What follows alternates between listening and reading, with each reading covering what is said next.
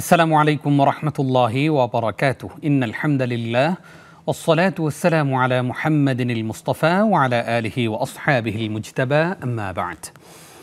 প্রিয় দর্শক শ্রোতা, আশা করছি আল্লাহ রাব্বুল আলামিন আপনাদের সকলকে ভালো রেখেছেন। আলহামদুলিল্লাহ, আমরাও ভালো আছি। আপনাদের সকলকে আন্তরিক প্রীতি ও মোবারকবাদ জানিয়ে শুরু করছি আপনাদের প্রিয় চ্যানেল নেক্সাস টেলিভিশনের পর্দায়।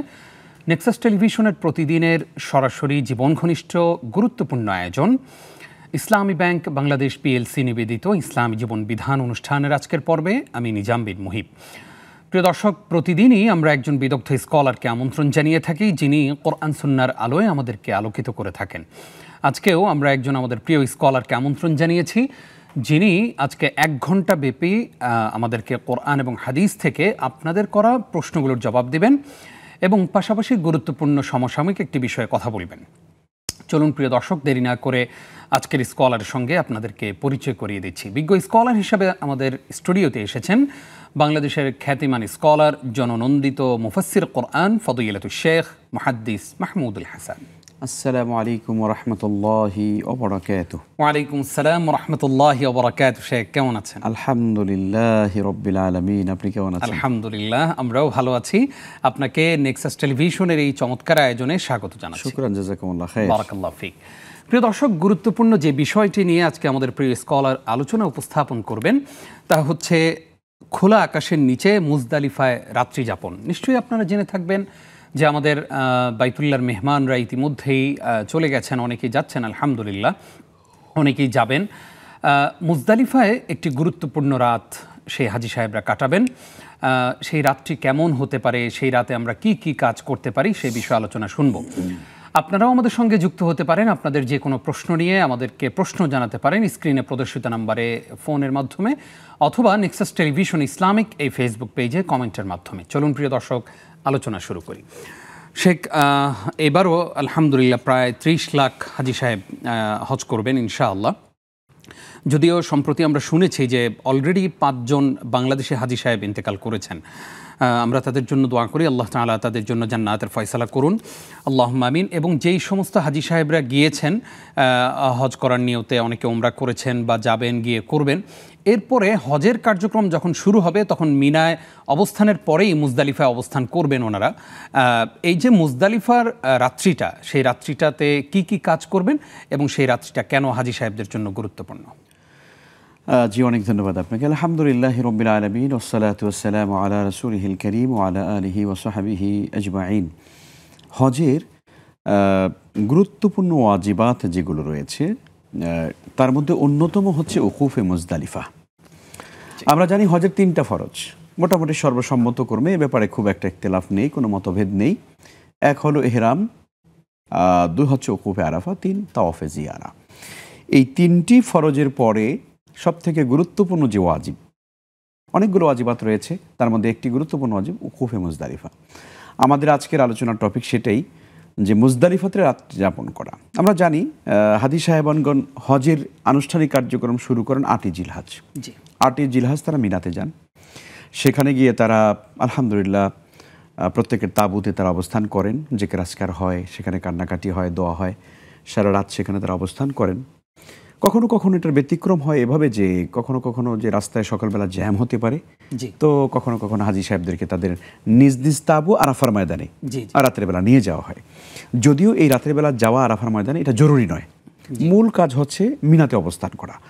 তো আলহামদুলিল্লাহ এখন ব্যবস্থাপনা সুন্দর হচ্ছে, ফলে এখন রাতের বেলা আরাফা থেকে নিয়ে যাওয়া হয় না। আমি ব্যক্তিগতভাবে রাতের বেলা আরাফাতে গিয়েছিলাম 2010-এর কথা। তো আপনি রাতের বেলা মিনাতে অবস্থান করবেন, সকালবেলা যখন সূর্য উদিত হয়ে যাবে সঙ্গে সঙ্গে হাজি সাহেবান আরাফার দিকে রওনা করবেন। সারাদিন তারা আরাফায় অবস্থান করবেন, সেখানে দোয়া এবং জিকির আজকার, আল্লাহর কাছে বেশি বেশি কান্নাকাটি করা, আরাফার ময়দানে অবস্থান করা, খুতবা শোনার চেষ্টা করা, খুতবাতে যে মেসেজগুলো বলা হচ্ছে সেগুলো অনুধাবন করার চেষ্টা করা, জোহর এবং আসর সালাত একসঙ্গে পড়া, জমা এবং কসর করে পড়া। এটা নিয়ে মারামারি আছে। আমাদের বাঙালি, আমাদের সম্মানিত মুফতিয়ানে কেরাম যারা আছেন তারা ওখানে বসে অনেক রকমের বাক বিতণ্ডা করে থাকেন।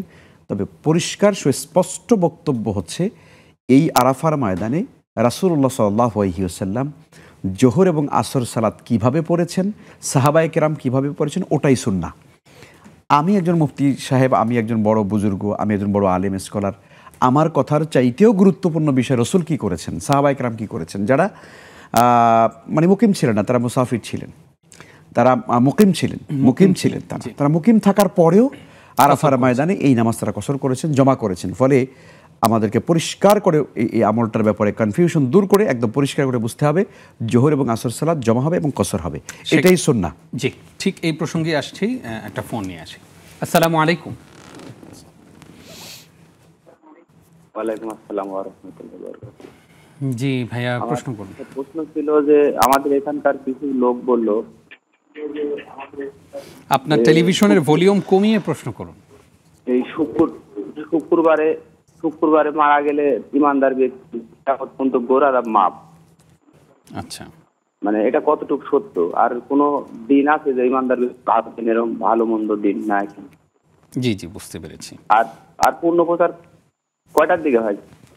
জি জি, আমরা আপনি থাকুন আমাদের সঙ্গে, ইনশাআল্লাহ আমরা আপনার কাছে মেসেজ পৌঁছে দিচ্ছি। আপনাকে অসংখ্য ধন্যবাদ গুরুত্বপূর্ণ প্রশ্ন করবার জন্যে। শেখ, আপনি মারামারি নিয়ে বলেছেন, জামা এবং কসর নিয়ে বলেছেন। আমাদের অনেকে বলতে চান এই কথা যে যেহেতু মসজিদে নামিরায় গিয়ে আমরা খুতবা শুনতে পাই না এবং অনেক দূর দূরান্তে হাজি সাহেবরা থাকেন, খুতবা শোনা যায় না, তো যারা খুতবা শুনেছে তারা জমা এবং কসর করবে। আমরা খুতবা শুনি নাই, অনেক দূরে ছিলাম, আমরা কেন জমা এবং খুতবা শোনার সঙ্গে এটা কোনো সম্পর্ক নেই। আপনি খুতবা শুনুন না শুনুন এটা ভিন্ন ব্যাপার। খুতবার সঙ্গে এখানে জমা কসরের বিষয় না। জমা কসরের মাসালাটা হচ্ছে আপনি আরাফার ময়দানে হজের সফরে আছেন, এই মূল মাসালা হলো এইখানে। আপনি যখনই 8ই জিলহজ যখন হজের সফরে নেমে গেছেন তখন আপনি মুসাফির, সুতরাং আপনাকে অবশ্যই এখানে এটা করতে হবে, জমা এবং কসর করতে হবে, একত্রে পড়তে হবে। যাই হোক, তো সারাদিন আপনি এখানে অবস্থান করলেন এবং সূর্য অস্ত যাওয়া পর্যন্ত একজন হাজী সাহেবকে আরাফার ময়দানে অবস্থান করতে হবে। এখানে একটা ওয়াজিব আছে গুরুত্বপূর্ণ, যদিও এটা মোটা দাগে এই ওয়াজিব আমরা জানি না, আলোচনা আসে না। অধিকাংশ ইসলামিক স্কলার এবং ইমামগণ বলেছেন যে সূর্য অস্ত যাওয়া পর্যন্ত আরাফার বাউন্ডারির ভিতরে অবস্থান করা ওয়াজিব। জি জি, কেউ যদি এই ওয়াজিব যদি সে তরক করে ফেলে তাকে দম দিতে হবে। এটা কিন্তু আমাদের অনেকেই জানেন। এখন আমাদের এখানে হয় কি দেখুন, যেহেতু মানে সূর্য ডুবে যাওয়ার পরে সবাই মুজদালিফার দিকে ছুটবে, তো অনেকে চিন্তা করে যেহেতু সবাই এক সময় যখন চলতে থাকবে তো ভিড় হয়ে যাবে রাস্তাঘাটে, আর আমি ভালো জায়গা পাবো না মুজদালিফায় গিয়ে, সুতরাং আগে গিয়ে ভালো একটা বিছানা করতে হবে, সারা জীবন আমরা এখানে শুয়ে থাকবো, এভাবে একটা অবস্থা আমাদের অনেকের মধ্যে কাজ করে। ফলে অনেকে আছে সূর্য ডুবে যাওয়ার আগেই তিনি আরাফার ময়দান ছেড়ে যান, বাউন্ডারি তিনি ক্রস করেন, এটি ওয়াজিব তরক হয়ে যায় এবং সে কারণে তাকে দম দিতে হয়। ফলে সূর্য অস্ত যাওয়া পর্যন্ত আরাফার ময়দানে অবস্থান করা এটা হচ্ছে গুরুত্বপূর্ণ কাজ। একদিকে অবস্থান এই পর্যন্ত করা ওয়াজিব, আর আরাফার ময়দানে অবস্থান করা হলো ফরজ। তো এই কাজ করার পরে হাজী সাহেব কি করবেন, মাগরিবের সালাতের আজান হয়ে যাবে। সূর্য ডুবে যাওয়া মানে হলো মাগরিবের সালাতে রক্ত হয়ে যাওয়া। তা হাজী সাহেব কী করবেন এখন? আরাফার ময়দানে নিশ্চয়ই দুনিয়ার শ্রেষ্ঠ জায়গা, দোয়া কবুলের জায়গা, মাগরিবটা তো এখানে জামাতের সঙ্গে পড়াই উচিত। কিন্তু রাসূল বললেন যে না, এটা পড়া যাবে না, কারণ এটা পড়তে হবে মুজদালিফাতে গিয়ে। মুজদালিফাতে রাত যদি 1টায় 2টায় 3টায় যদি আপনি যান, ওই সময়টাই আপনার হলো মাগরিবের নামাজ, এবং সেখানেও কসর, এবং সেখানেও মাগরিব এবং এশা এক আজানে 2 একামাতে মাগরিব এবং এশা জমা এবং কসর করে আপনাকে পড়তে হবে। তো যাই হোক, আরাফার ময়দানে আপনার এখান থেকে সারাদিন থাকলাম, এরপরে মুজদালিফাতে যখন আমি যাব তখন থেকে একেবারে ফজর পর্যন্ত, সূর্য উদয় পর্যন্ত আমাকে এই মুজদালিফাতে আমাকে অবস্থান করতে হবে। সুবহানাল্লাহ। এই প্রসঙ্গে আবারও আসবো ইনশাআল্লাহ। একটা ফোন নিয়ে আসি। আসসালামু আলাইকুম। দর্শক নিশ্চয়ই আমাদেরকে শুনতে পাচ্ছেন।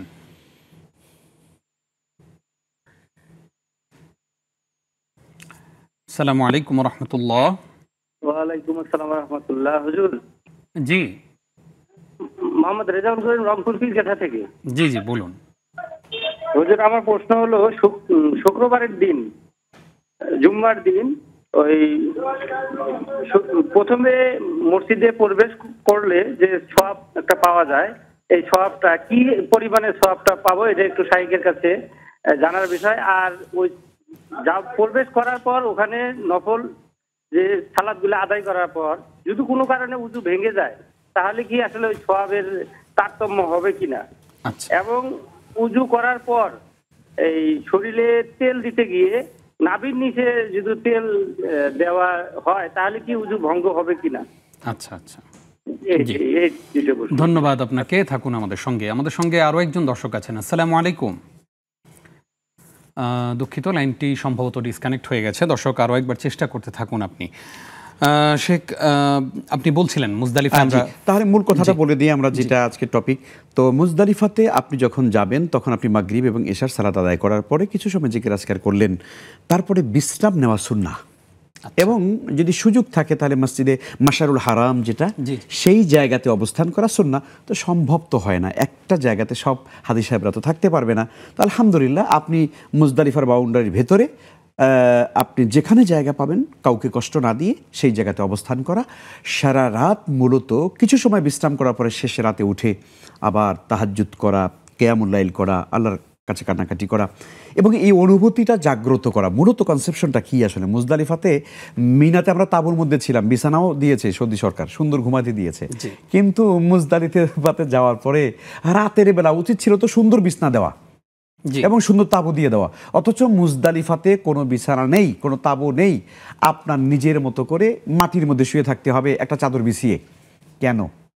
এটা এই জন্যে যে আল্লাহ তাআলা আপনাকে আমাকে প্রশিক্ষণ দিচ্ছেন যে এই যে অর্থের গর্ব, ক্ষমতার দম্ভ, অহংকার, তোমার জ্ঞানের অহংকার, এই অহংকার সব কিছু তুমি ধরিষ্যৎ করে দিয়ে আজ তুমি এই মুজদালিফার মাটিতে শুয়ে থাকো। এই অনুভূতি জাগ্রত করার জন্য যে মিনহা খালাকনাকুম ওয়াফিহা নুঈদুকুম ওয়া মিনহা নুখরিজুকুম তারাতান উখরা, এই মাটি থেকে তোমাকে সৃষ্টি করা হয়েছে, এই মাটির ভেতরে আবার তোমাকে ঢুকিয়ে দেওয়া হবে, ফেরত দেওয়া হবে, আবার সেই মাটি থেকে কাল কিয়ামতের ময়দানে, হাশরের ময়দানে ওঠানো হবে। তার মানে হচ্ছে এই মাটিটাই আমার আপন। একজন হাদিস সাহেবকে এই মুজদালিফাতে মাটির মধ্যে শুয়ে থাকার এই শিক্ষাটাই হচ্ছে যে আমার সমস্ত আমিত্বকে আমি ধ্বংস করে দিয়ে আমি মাটিতে শুয়ে গেলাম। পৃথিবীর কত বড় রাজা বাদশাহ, কত কোটি টাকা, বিলিয়ন ট্রিলিয়ন টাকার মালিক বা ডলারের মালিক, এইটা আল্লাহর কাছে একেবারেই কোনো ম্যাটার করে না। বরং আপনি সেখানে মাটির মধ্যে শুয়ে আছেন, রাজা হন আর বাদশাহ হন, একটা জিনিস প্রমাণ করার জন্যে যে আল্লাহ আমি তোমার গোলাম। আমি আজকে মাটিতে শুয়ে আমার সমস্ত আমিত্ব অহংকারকে আমি মাটির সঙ্গে মিশিয়ে দিয়ে আমি তোমার আল্লাহ, তোমার গোলাম হিসাবে আমি তোমার কাছে আমি থাকতে চাই। তো এটাই হলো মূলত আসলে মুজদালিফাতে এই রাতের আমল এবং এই মুজদালিফাতে অবস্থানের মূল কনসেপশনটা এখানে। জি, অত্যন্ত চমৎকার করে বললেন শেখ। আমরা মুজদালিফা থেকে কি পাথর সংগ্রহ করব না? হ্যাঁ, নিশ্চয়ই, খুব ভালো একটা কথা বলেছেন। এটা আমাদের জন্য তারপর দিন যেহেতু লাগবে, এই রাতেরই একটা গুরুত্বপূর্ণ কাজ হলো পাথর সংগ্রহ করা।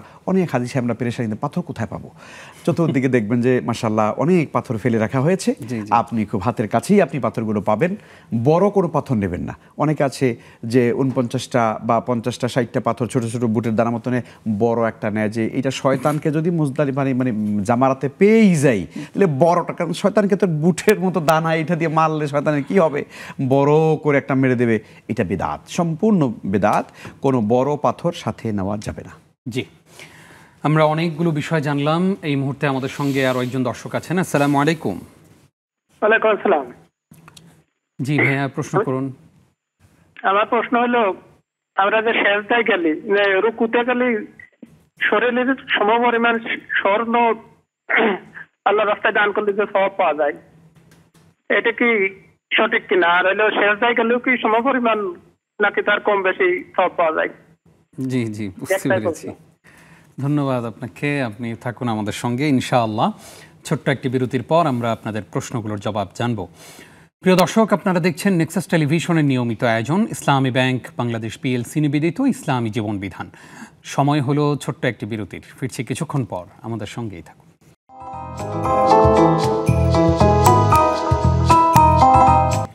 প্রিয় দর্শক, আরও একবার স্বাগত জানিয়ে শুরু করছি আপনাদের প্রিয় আয়োজন ইসলামী ব্যাংক বাংলাদেশ পিএলসি নিবেদিত ইসলামী জীবন বিধান।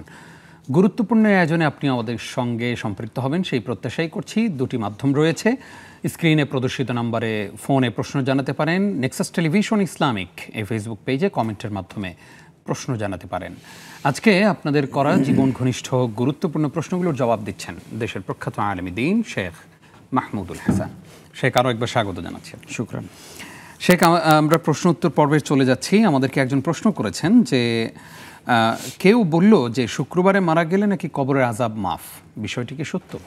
না, শুক্রবারের সাথে এরকম বিশেষ কোনো ফজিলত নেই যে এদিন মারা গেলে, কারণ এই দিনে তো অন্য বিশ্বাসের মানুষও মারা যায়, তাই না? অথবা একজন মানুষের ঈমান নেই এমন মানুষ মারা যায়, অন্য বিশ্বাসের মানুষ মারা যেতে পারে। তো কাজেই এই দিনে মারা গেলেই সে মানুষটার কবর আযাব মাফ হবে, এই ধরনের কোনো বক্তব্য ইসলামে নেই। তবে হ্যাঁ, কবর আযাব আল্লাহ তাআলা কখনো কখনো কোনো ব্যক্তির জন্য আল্লাহ মাফ করে দেন, তার কবর আযাব আদৌ হয় না। আল্লাহ তার কবরটাকে প্রশস্ত করে দেন একেবারে পৃথিবীর মানে ব্যাপ্তি পরিমাণ। যারা আসলে মূলত আল্লাহর প্রতি বিশুদ্ধ ঈমান এনেছে, নেক আমল করেছে, গোটা জীবনটাকে আল্লাহর গোলামি দিয়ে পরিপূর্ণ করে দিয়েছে, এমন ব্যক্তিদের জন্য আল্লাহ তাআলা এই নিয়ামত দেবেন, সেটা যেদিনই তিনি মারা যান, যেদিনই তিনি মারা যান না কেন। তো কাজে আমাদের মূল ফোকাসিংয়ের জায়গাটা শুক্রবার মৃত্যু নয়, মূল ফোকাসিংয়ের জায়গাটা হলো ঈমান এবং আমল, ইনশাআল্লাহ। পাশাপাশি জানতে চাই যে এমন কোনো দিন কি রয়েছে বছরে যে ওই দিনের স্পেশালিটি রয়েছে, ওই দিন মৃত্যুবরণ করলে, যেমন হজ করতে গিয়ে বা এই ধরনের কোনো ভালো কাজ করতে গিয়ে যদি কেউ মৃত্যুবরণ করেন তাহলে জান্নাতে যাবেন? না, ঠিক আছে, এক একটা ইবাদতের ক্ষেত্রে এক এক রকমের ফজিলতের কথা আছে। আপনি যেহেতু বলেছেন হজের ব্যাপারটাতে স্পেসিফিক হাদিস দ্বারা প্রমাণিত আছে। কোনো ব্যক্তি যদি হজের নিয়ত করে তিনি বাড়ি থেকে বেরিয়ে যান, প্রতিমধ্যে তিনি যদি মারা যান, তাহলে আল্লাহ তাআলা তাকে ক্ষমা করে দেবেন, মানে তার পরিপূর্ণ হজের সওয়াব দেবেন। শুধু তাই নয়, সে ব্যক্তি কাল কিয়ামতের ময়দানে এহরামের কাপড় পরিহিত অবস্থায় লাব্বাইক আল্লাহুম্মা লাব্বাইক বলতে বলতেই হাসরের ময়দানে উঠবেন, সুবহানাল্লাহ, এবং আল্লাহ তাআলা তাকে পরিপূর্ণ হজ্জে মাবরুরের সওয়াব তাকে দান করবেন ইনশাআল্লাহ। শেখ আমাদেরকে একজন প্রশ্ন করেছেন যে জুমার দিন প্রথমে প্রবেশ করলে কি সওয়াব হয়, সেটা বলবেন। পাশাপাশি যদি মসজিদে প্রবেশের পরে যদি অজু ভেঙে যায় তাহলে কি সেই সওয়াব পাবেন নাকি আবার সেই সওয়াব থেকে? জি, অনেক ধন্যবাদ দর্শক। এটা তো আলহামদুলিল্লাহ খুবই পরিচিত হাদিস, আমরা জানি গ্রামে গঞ্জে আলহামদুলিল্লাহ মুসল্লিরা এটা জানেন যে একজন মুসল্লি যদি জুমার দিনে সবার আগে মসজিদে যান তাহলে একরকম সওয়াব, এরপরে যে গেলেন দ্বিতীয় নম্বরে, তৃতীয় নম্বরে, চতুর্থ নম্বরে, পঞ্চম, এভাবে করে একটা ধারাবাহিক সওয়াব আছে। তো প্রথমে যিনি যাবেন তার আমল নামায় একটা উট আল্লাহর পথে দান করার সওয়াব পাওয়া যাবে, তারপর একটা গরু, তারপর একটা মুরগি, তারপর একটা ডিম, এভাবে করে করে একটা ছাগল, এভাবে করে ধারাবাহিকভাবে। তো যিনি প্রথম যাবেন তার আমল নামায় এই পরিমাণ সওয়াব আল্লাহ দান করবেন। আরেকটা সবচেয়ে বড় একটা ফজিলতের কথা এখানে আছে, সেটি হাদিসের মধ্যে এসেছে যে জুমার দিন যখনই আজান যখন হয়ে যায় তখনই জুমার মসজিদের দরজাগুলোতে আল্লাহর ফেরেশতারা দফতর নিয়ে তারা দাঁড়িয়ে থাকেন। সুবহানাল্লাহ। এটা বিখ্যাত হাদিসে আমাদের প্রফেসর ডক্টর খন্দকার আব্দুল্লাহ জাহাঙ্গীর রাহিমাহুল্লাহ তার লিখিত খুতবাতুল ইসলাম গ্রন্থের মধ্যে এই হাদিসটা এসেছে। আমি ওখান থেকেই কোট করেছি এবং ওখানে সুন্দরভাবে এই জুমার ফজিলতের হাদিসগুলো এসেছে। তো ওখানে দেখলাম সুন্দর করে স্যার লিখেছেন, হাদিসগুলো কোট করেছেন যে দরজায় ফেরেশতারা দাঁড়িয়ে থাকেন, যে প্রথম ঢোকে ফেরেশতারা তার নামটা আগে লিখে দেন যে উনি আল্লাহর ঘরে সবার আগে আসছেন, এরপরে যিনি আসেন তার নামটা লেখেন, তার বাবার নাম লিখে দেন, এভাবে করে একদম মানে ধারাবাহিক তারা লিখতেই থাকেন।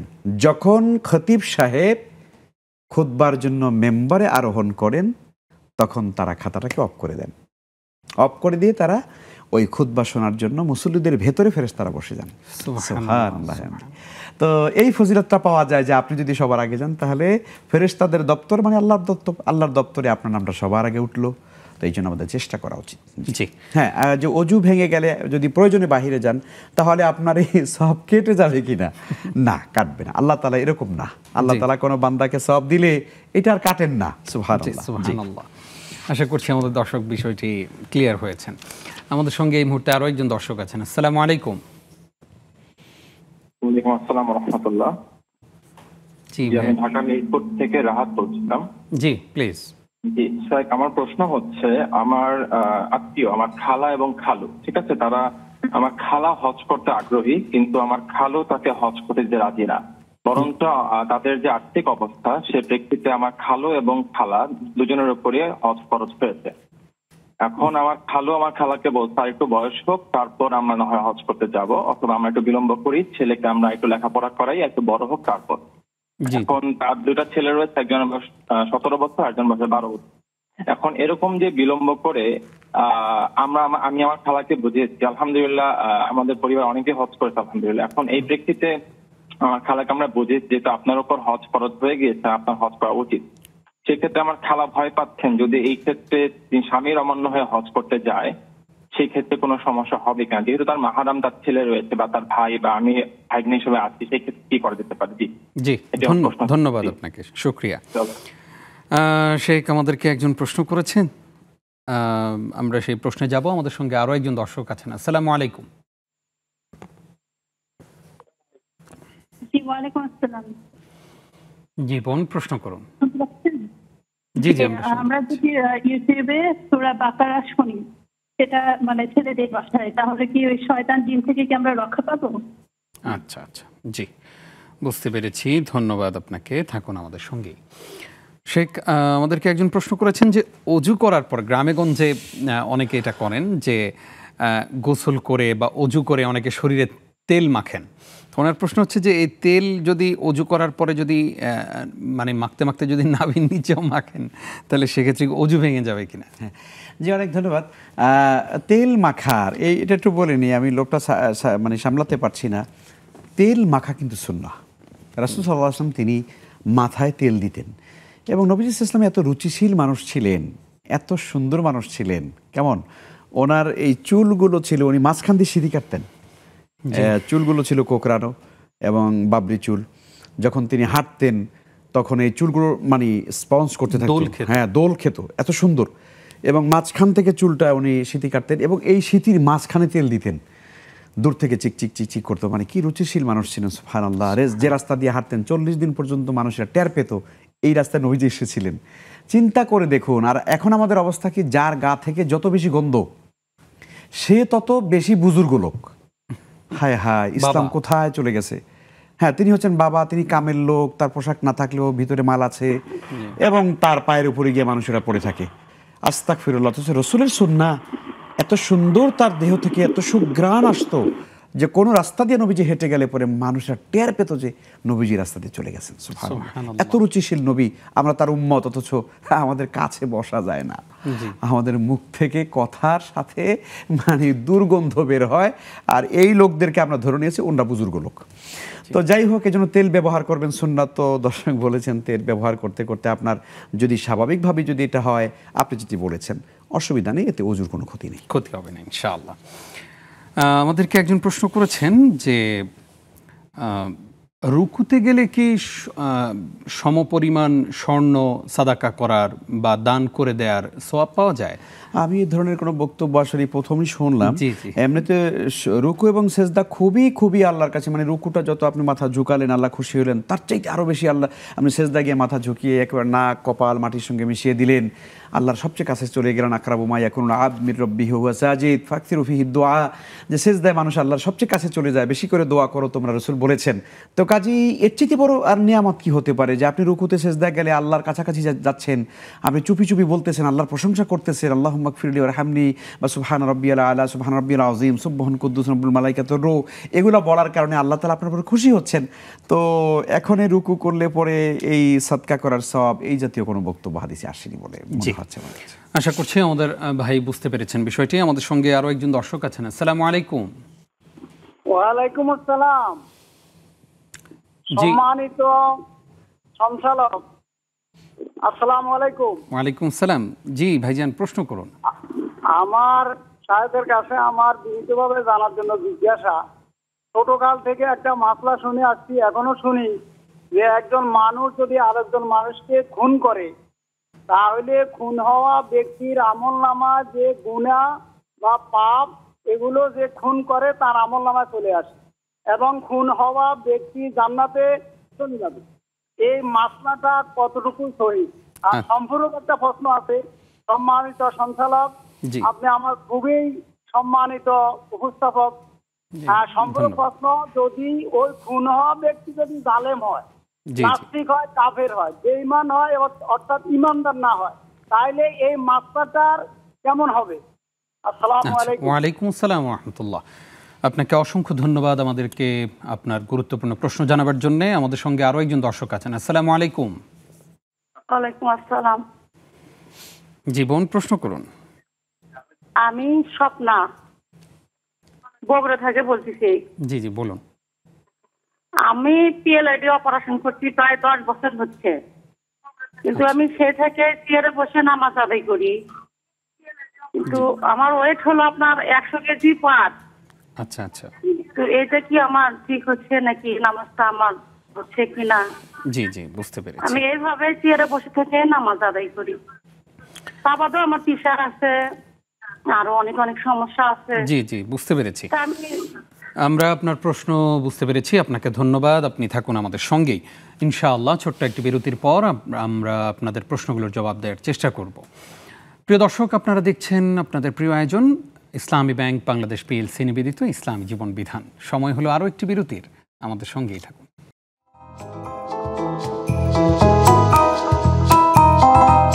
প্রিয় দর্শক, আবারও স্বাগত জানাচ্ছি আপনাদেরকে। দেখছেন আপনাদের প্রিয় আয়োজন ইসলামী ব্যাংক বাংলাদেশ পিএলসি নিবেদিত ইসলামী জীবন বিধান। আমাদের সঙ্গে যুক্ত হবেন আপনারা সেই প্রত্যাশাই করছি। আজকে আপনাদের প্রশ্নগুলোর জবাব দিচ্ছেন শেখ মাহমুদুল হাসান। শেখ, আরও একবার স্বাগত জানাচ্ছি। শুকরিয়া শেখ। আমাদের কাছে একটি গুরুত্বপূর্ণ প্রশ্ন এসেছে। আমাদেরকে একজন ভাই তিনি প্রশ্ন করেছেন যে ওনার খালা খালু দুইজনের যে আর্থিক অবস্থা, তাতে ওনাদের দুইজনের উপরে হজ ফরজ। এখন খালা হজে যেতে চাচ্ছেন, খালু নিতে চাচ্ছেন না। এখন খালুর কথা হচ্ছে যে আমাদের বাচ্চা কাচ্চাগুলো আরও বড় হোক, আমাদের আরও বয়স হোক, তারপরে আমরা যাব। খালার প্রশ্ন হচ্ছে যে উনি হজে যেতে চাচ্ছেন এবং উনি ওনার মাহরাম ছেলেকে নিয়ে যেতে পারেন, মাহরাম যারা আছে তাদের মধ্যে যে কাউকে নিয়েই উনি যেতে পারেন। উনি যদি এক্ষেত্রে যান তাহলে স্বামীর অমান্য করা হবে কিনা, পাশাপাশি খালা গুনাহগার হবেন কিনা, এর পাশাপাশি আপনি বলবেন ওই খালুকে আপনার পক্ষ থেকে কি নাসিহত? জি, অনেক ধন্যবাদ। প্রথম কথা হচ্ছে খালু ভালো কাজ করছেন না। খালু ভালো কাজ করছেন না কারণ এটি হাদিসের মধ্যে খুব ভয়ানক একটা পরিণতির কথা আছে। নবীজি বলছেন যে ব্যক্তি সামর্থ্য আছে হজ করার, হজে যাওয়ার, আসার, অথচ সে হজ করলো না, সে ইহুদি হয়ে মারা যাক বা খ্রিস্টান হয়ে মারা যাক, তাতে আল্লাহর কিছু আসে যায় না। তার মানে হচ্ছে যে ব্যক্তি হজ করলো না, বাইতুল্লাহ যাওয়ার আকর্ষণ যেই ইমানদারের হৃদয়ের ভিতরে জাগ্রত হয় না, অথচ তার সামর্থ্য আছে, আসলে তার ভেতরে ইমান কতটুকু আছে সেটা বলা খুব কঠিন। তো এই জন্য আমরা মনে করি এই আল্লাহর বান্দা, তার সামর্থ্য আছে, তিনি অবশ্যই হজ করবেন। আমাদের কথা শুনে থাকলে খুবই ভালো হতো। তিনি অবশ্যই হজ করবেন এবং তিনি বাংলাদেশে বসে যতটুকুনি তিনি ইবাদত বন্দেগী করছেন, এতে তার আন্তরিকতা, একাগ্রতা, ভালোবাসা আল্লাহর প্রতি যতটা না আছে মাত্রা, এটা বাইতুল্লাহ গেলে অনেক অনেক গুণ বেশি বেড়ে যাবে। আল্লাহর ঘর তিনি দেখলে তিনি পাগলের মতো হয়ে যাবেন এবং সেই পবিত্র মক্কার সমস্ত স্মৃতিগুলো দেখলে পরে তার ইমানটা জীবন্ত হবে ইনশাআল্লাহ তাআলা। তো কাজে আমরা ওনাকে পরামর্শ দিই অবশ্যই তিনি যাবেন। আর সামর্থ্য থাকবার পরেও যদি তিনি হজ না করে মারা যান, তাহলে এই একটা ফরজ ইবাদত না করার কারণে উনি কিন্তু কবিরা গুনাহে গুনাহগার হবেন। এটার প্রথম কথা। দ্বিতীয় কথা হচ্ছে যে ওনার স্ত্রীকে নেওয়ার মতো সামর্থ্য আছে, তার উপরেও হজ ফরজ হয়েছে, অথচ ওনাকে নিতে চাচ্ছেন না, এটা চরম অন্যায়, চরম অন্যায়। অথচ আমরা জানি উনি বলছেন যে আমাদের আরো বয়স হোক না, এই যে গ্যারান্টি কে দিল? এটা শয়তান দিয়েছে আর কি। শয়তান তাকে বুঝিয়েছে যে তুমি তো আরো বাঁচবা। তো এগুলো আসলে ইবলিস আমাদেরকে চিন্তা করায়, আমাদের ভিতরে এই ধোকা দেয়, ওয়াসওয়াসা দেয়, তুই অনেক বেঁচে থাকবি, তোর ছেলে মেয়ে বিয়ে দিবি, আরও একটা বিল্ডিং করা দরকার, আরও একটা গাড়ি কেনা দরকার, তো এরপরে হজ করতে যাবি, ভালো হয়ে যাবি। আর এখন কিছু সুদ ঘুষের লেনদেন যেহেতু আছে, উল্টাপাল্টা আছে, একবারে গিয়ে একেবারে সব সাদা করে তওবা করে হাজরে আসওয়াদ ধরে এমনভাবে চুমা খায়াত একের উপরে থাকবা, গুনাহ মাফ না করা পর্যন্ত হাজরে আসওয়াদ ছাড়া যাবে না, এভাবে করে একবারে সব মাফ করে চলে আসবে। শয়তান এগুলো বুঝিয়েছে। অথচ আপনি হয়তো আল্লাহ না করুন যে আপনি বাইতুল্লাহ যাওয়ার আগেই হয়তো আপনার মৃত্যু হতে পারে। এই জন্য হাদিস এসছে মান আরাদাল হজ, যে ব্যক্তি হজের ইচ্ছা করেছে, তার মানে যার সামর্থ্য হয়ে গেছে, ফালিয়াতে আজাল, সেজন্য তাড়াতাড়ি করে ফেলে। এটা এই জন্য হজ তাড়াতাড়ি করা উচিত নাকি দেরি করে করা যায়, এ ব্যাপারে ইমামদের মধ্যে নানান বক্তব্য আছে। সামারি কথা হলো এই যে হ্যাঁ, কোনো মানুষের যদি এমন অবস্থা হয় যে আসলে এখনই করতে পারছেন না, সামর্থ্য হয়েছে কিন্তু একটা ইমার্জেন্সি কোনো প্রয়োজন আছে, এবছর যেতে পারছেন না, আগামী বছর বা তারপর যেতে পারবেন, কিন্তু সকল ইমামগণই একমত হয়েছেন যে হ্যাঁ, যে কারো প্রতি যদি হজের ফরজিয়াত যদি চলে আসে, তাহলে যত দ্রুত সম্ভব তিনি এটা পালন করে ফেলবেন, এটাই তার জন্য উচিত। তো কাজে আমরা মনে করি এই বোনের উপরে যেহেতু হজ ফরজ হয়ে গিয়েছে, ওনাকেও হজ করা উচিত এবং সেই ব্যাপারে তাআওয়ানু আলাল বিররি ওয়াত তাকওয়া, সৎ কাজে, নেক কাজে, ভালো কাজে একে অপরকে সহযোগিতা করো। অতএব স্বামীর উচিত স্ত্রীর এই নেক কাজে সহযোগিতা করা, আবার স্ত্রীর উচিত স্বামীর এই কাজে, নেক কাজে সহযোগিতা করা। আর আরেকটা ব্যাপার হলো, যেই মানুষটার সঙ্গে আমার গোটা জীবনটা আমি কাটিয়েছি, আমরা তো আসলে সবাই তো আশা করি যে আল্লাহ পরকালে জান্নাতে আমরা একসঙ্গে থাকবো। স্ত্রী এই কথা বলে, আল্লাহর কাছে দোয়া করে, স্বামীরাও ভালো স্বামীরা তো নিশ্চয়ই এটা চায় যে আমি আমার স্ত্রীকে নিয়ে জান্নাতে যেতে চাই। অবশ্যই স্বামীরা হয়তো কমই চায়, জানি না, হয়তো চায় যে কিয়ামতের দিন আল্লাহ এই বোর চাইতে আরো বেশি বেশি সুন্দরী নারীদেরকে চাই, আমি কিয়ামতের দিন হুর চাই। কিন্তু দুনিয়ার অধিকাংশ আমার মায়েরা তারা কিন্তু চায়, আমি যেটা জানি, যে আমার স্বামীকে যেন আমি কিয়ামতের দিন জান্নাতে থাকতে পারি। তো যেই মানুষটার সঙ্গে আপনি জান্নাতে থাকবার স্বপ্ন দেখেন, সেই মানুষটাকে নিয়ে মক্কা মদিনা যেতে চান না, আপনার তো হৃদয় মরে গেছে। ওই ওই ওই পুরুষ লোকটা হৃদয়ই মরে গেছে যে স্ত্রীকে নিয়ে বাইতুল্লাহ যাবেন, আল্লাহর ঘরে যাবেন, রাসূলের রওজা মোবারকে যাবেন, এইটা তার মনের ভিতরে আকাঙ্ক্ষা আসে না, বরং তাকে রেখে দিয়ে যেতে চায়। আল্লাহ জানে ওখানে গিয়ে মাসনা করে কিনা। তো আল্লাহ তাআলা আমাদেরকে হেফাজত করেন। জি, আল্লাহুম্মা আমিন। আমাদের সঙ্গে এই মুহূর্তে আরো একজন দর্শক আছেন। আসসালামু আলাইকুম। ওয়ালাইকুম সালাম। জি বোন, প্রশ্ন করুন। আপনার টেলিভিশনের ভলিউম কমিয়ে নিন। কমাও। হুজুর, আমার প্রশ্ন যে নামাজ নিয়েই, মানে একটা প্রশ্নের মধ্যে কয়েকটা অ্যান্সার। আমরা যে ফরজ নামাজের পরে যে পড়ি, এই আয়াতুল কুরসি পড়ি, ওইটা কি ফরজ নামাজ পড়লেই পড়তে হবে, না ফরজ সুন্নত শেষ করে পড়বো? এলো একটা। আর একটা হইলো রুকুতে আমরা কতখানি আমরা নিচু মহিলারা, আর রুকু সেজদায় যাই আমরা যে 2 বার মানে 3 বার সুবহানাল্লাহ আল্লাহ আজিম বলি, এগুলো বললে কত সময় আমরা ওই জায়গায় দেরি করতে পারবো? আর একটা কথা হইলো যে আমরা ওই যে নামাজের শেষে যে দোয়া কালাম পড়ি, আমরা শুনছি যে সালাম ফিরানের আগে দোয়া কবুল হয়। তাহলে আমরা ওই যে নামাজের শেষে দোয়াগুলো কি আমরা সালাম ফিরানের মানে আগে পড়বো, না সালাম ফিরানের পরে দোয়া কালাম গুলো পড়ে মোনাজাত করবো? আমার এই কারে প্রশ্ন। জি, ধন্যবাদ আপনাকে। শেখ, পাশাপাশি ওনার এই যে আমরা যে প্রশ্নের জবাব মাত্র দিলাম খালা খালুর, ওনাদের প্রশ্নের আরেকটি অংশ ছিল এরকম যে খালা যদি এখন মাহরাম নিয়ে যেতে চান তাহলে পারবেন কিনা? হ্যাঁ, পারবেন, তবে খুব একটা জটিল অবস্থায় মনে হয় আসলে। কারণ হলো স্বামী স্ত্রীর মধ্যে একটা মনোমালিন্য হবে, একটা দূরত্ব তৈরি হতে পারে, সংসারের শান্তি মানে চলে যেতে পারে, অশান্তি হতে পারে। সব কিছু বিবেচনায় আমার কাছে যেটা মনে হয় আসলে স্বামীকে রাজি করে একসঙ্গে যাওয়াটাই উত্তম হবে। জি, এটাই করা উত্তম, আমরাও সেটাই মনে করছি। আশা করছি আমাদের ভাই তার প্রশ্নের জবাব পেয়ে গেছেন। শেখ, আমাদেরকে একজন প্রশ্ন করেছেন, ইউটিউবে সূরা বাকারা শুনলে কি শয়তান চলে যাবে? জি, এটা তো খুবই ফজিলতের হাদিস। রাসূল সাল্লাল্লাহু আলাইহি ওয়াসাল্লামের সেই বিখ্যাত হাদিস, লা তাজআলু বুয়ুতাকুম মাকাবিরা, তোমরা তোমাদের ঘরগুলোকে কবর বানিও না। কারণ ইন্না শায়তানা ইয়ানফিরু মিনাল বাইতিল্লাযী তুকরাউ ফীহি সূরাতুল বাকারা, যেই ঘরের মধ্যে সূরা বাকারা তেলাওয়াত হয় সেখান থেকে শয়তান পালিয়ে যায়। অতএব আপনারা নিজেরা পড়ুন, অন্য কেউ পড়ুক সরাসরি, অথবা ইউটিউব অথবা আপনি সাউন্ড সিস্টেম দিয়ে, কারণ সারাক্ষণ তো আসলে সূরা বাকারা অনেক লম্বা, এটা সারাক্ষণ পড়ার হয়তো সুযোগ হয় না। তবে যে কোনো সাউন্ড সিস্টেম দিয়ে যদি চালিয়ে রাখেন, আশা করি ইনশাআল্লাহ তারা একই ফজিলত হবে এবং শয়তান দুষ্ট শয়তান জিনেরা ঘর থেকে পালাবে ইনশাআল্লাহ। আমাদেরকে একজন প্রশ্ন করেছেন যে খুন হওয়া ব্যক্তি, যে ব্যক্তি খুন করেছে, খুন হওয়া ব্যক্তি খুন হওয়ার পরে তার সওয়াব সবগুলো, তার গুনাহগুলো যে খুন করেছে তার আমলনামায় চলে আসে, আর খুন হওয়া ব্যক্তি জান্নাতে চলে যায়। পাশাপাশি উনি বলেছেন যে যদি খুন হওয়া ব্যক্তির ঈমান না থাকে তাহলে তার কি অবস্থা হবে, এই বিষয়ে বিস্তারিত। হ্যাঁ, জান্নাতে যাওয়ার জন্য মূল হলো ঈমান। যদি তাই হতো যে ধরেন কেউ কাউকে খুন করলেই সে জান্নাতে চলে যাবে, তাহলে তো আমি আপনাকে বলতাম যে ভাই দুনিয়ার থেকে লাভ কি, আপনি আমার মেরে ফেলান, তাহলে আমি আল্লাহর জান্নাতে চলে যেতে পারি। এই জন্য আমি একটু আগে বলেছি যে জান্নাতে যাওয়ার মূল শর্তই হলো ইন্নাল্লাযীনা আমানু ওয়া আমিলুস সালিহাতি কানাত লাহুম জান্নাতুল ফিরদাউসি নুজুলা। জান্নাতের অনিন্দ্য সুন্দর নিয়ামত প্রাপ্তির জন্য মূল শর্তই হলো শিরিক মুক্ত ঈমান, আর দ্বিতীয় নম্বর হচ্ছে বিদআত মুক্ত আমল। এই দুটো জিনিস যদি আপনার ইনশিওর হয়, বান্দার হক যদি আপনি নষ্ট না করেন, ইনশাআল্লাহ তাআলা মানুষের হক যদি নষ্ট না করেন, আল্লাহ আপনাকে জান্নাত দেবে। এই জন্য জান্নাতে যাওয়ার যোগ্যতা হলো এটা। এখন আসেন, মারামারি করলে, কাটাকাটি করলে, একে অপরকে হত্যা করলে, সেটা হলো একটা দণ্ডবিধি শরিয়াতের। এই জন্য হাদিসের মধ্যে এসছে, আউয়ালু মা ইউকদা বাইনান নাসি ইয়াউমাল কিয়ামাতি ফিদ-দিমা, কিয়ামতের ময়দানে সর্বপ্রথম আল্লাহর আদালতে যে বিচারটা উঠবে সেটা হচ্ছে দুজন মানুষ সম্পর্কে, অর্থাৎ যে রক্তপাত করেছে, একজন আরেকজনকে মেরে ফেলেছে, এই বিচারটা আল্লাহর কাছে সর্বপ্রথম উঠবে।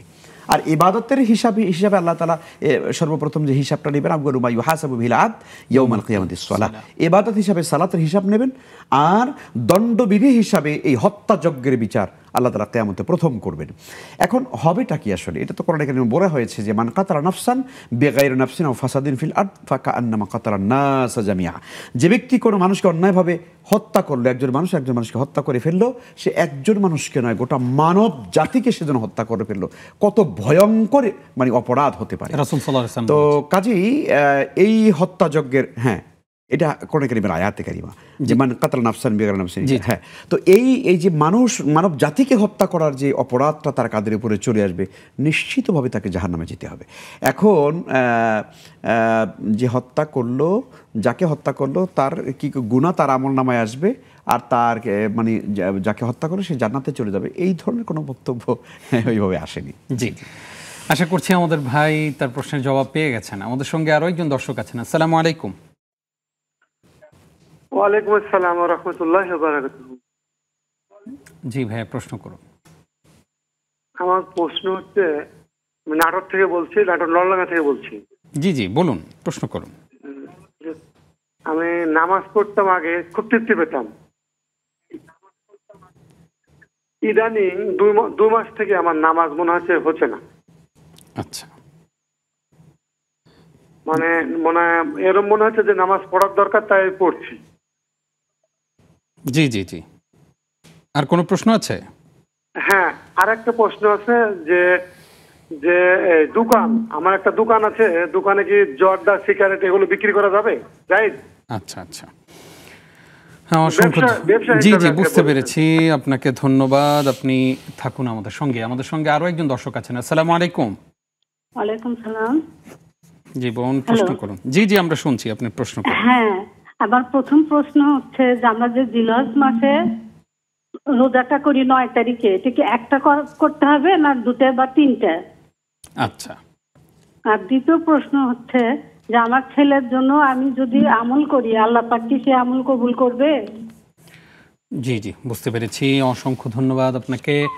আপনি থাকুন আমাদের সঙ্গে, ইনশাআল্লাহ ছোট্ট একটি বিরতির পর আমরা আপনাদের প্রশ্নগুলোর জবাব দেওয়ার চেষ্টা করব। প্রিয় দর্শক, আপনারা দেখছেন আপনাদের প্রিয় আয়োজন ইসলামী ব্যাংক বাংলাদেশ পিএলসি নিবেদিত ইসলামী জীবন বিধান। সময় হলো আরও একটি বিরতির, ফিরছি কিছুক্ষণ পর। আলোকিত এই আয়োজনের সঙ্গেই থাকুন।